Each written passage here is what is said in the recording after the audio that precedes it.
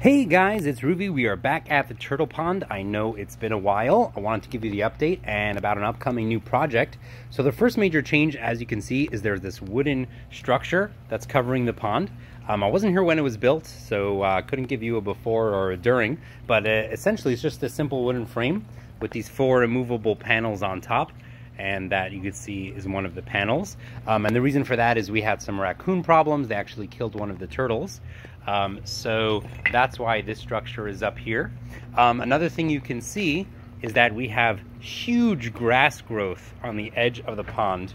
And the reason for that is because the grass is sticking its roots into the water and it has really gone out of control. I kind of like the way it looks, but also at the same time, it's sucking a lot of water. It's over in this section, you could see that it's actually bringing water out into the dirt. So that's like a perpetual wet spot, which is a problem. That's something we're going to have to correct. But the main project we're going to be doing now is we're going to be replacing this waterfall structure. Now, when this was first made, essentially what I did was I just made a basin shape out of dirt, and then I put this liner on top of it and filled it up with rocks and put the rocks on the edge.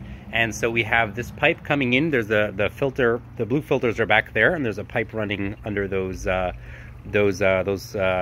Those tiles are great for the turtles. They like to bask in the heat, but there's a pipe that's running against the wall and just comes up here and goes into this section of the waterfall. And then it runs down. I put a bunch of rocks together. You can't really see with these panels in the way. There's a very small flow coming down. Now, it's working okay, but there's quite a number of problems that I'm looking to correct. The first problem is that I'm not so happy with the aeration. We don't have any spillway. We don't have any really big elevation drops. So the water is going down there. Let's see if I can move one of these panels out of the way so I can kind of give you an idea of what it looks like. Let's get them a little bit closer. So you can see the water is kind of coming down this like rock wall, and there's really no drops. There's not too much aeration. I'm not as happy with that as I should be.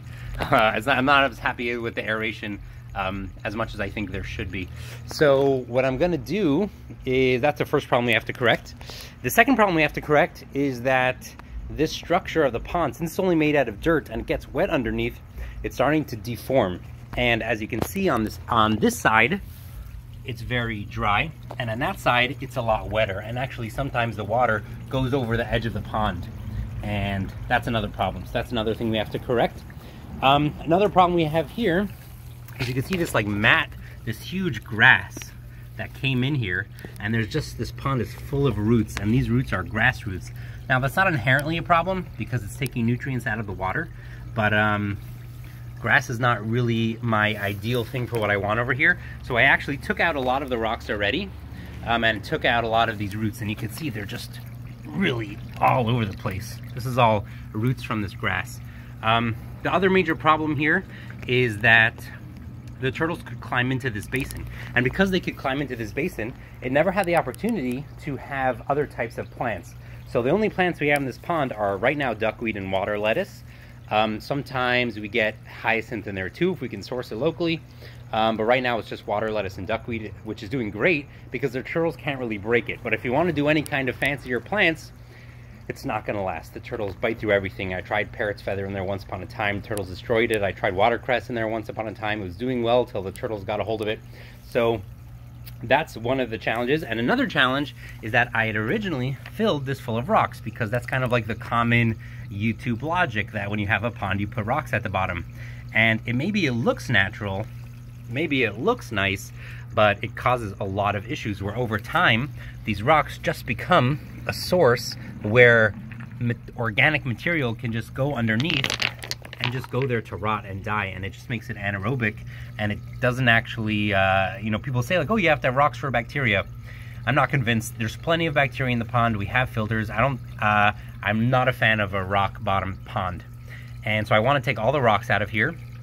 And to kind of remedy these issues, I got out and I got this 50-gallon Rubbermaid tub. This is It's a very sturdy product. It's like very hard to bend. I was thinking to go with just like a regular plastic tote, but those didn't feel as structurally sound to me. This one is it's maybe about 14 inches tall, so it's not that tall. And this one is the smaller version, so it doesn't have an outlet. The 75 gallon and the 100 gallon do have an outlet. If I was going to be totally redesigning this pond and building it from scratch, I would love to use the 100 or 75 gallon tub or something, or even go really big.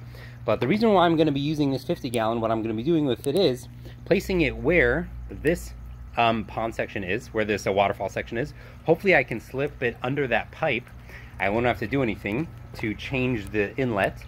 And it's also short enough that it should hopefully fit under this fence, and I don't have to change these panels because, to be honest, I don't have the time. I'm not really around this property that much as I used to, so I don't really have the ability to do too big of a project. I only have a couple of days to get it going. And then the idea here would basically be, so you have the inlet coming in on the side and drill 2 holes for PVC pipe coming out. Now, some people might think that like, oh, this looks a little bit more natural with the liner, with the rocks, with the grass, and this is kind of a little bit sturdier. But the reason why I want to use a tub like this is specifically for a turtle pond. If this was just a fish pond, I wouldn't do this. But because it's high up, it's about 14 inches, and if there's no rocks around the edge of it, I hope that the turtles won't be able to climb in. And therefore, I had, it's not so tall, so there's a lot of surface area. So my plan is to put in a lot of vertical plants, or at least plants that that the turtles can access, that could grow and do more filtration. Because the problem with turtles is that there's a lot of inputs. They create a lot of waste. They feed them a lot of food. There's also mosquito fish in here, and I'll see if I can give you an image of what it looks like.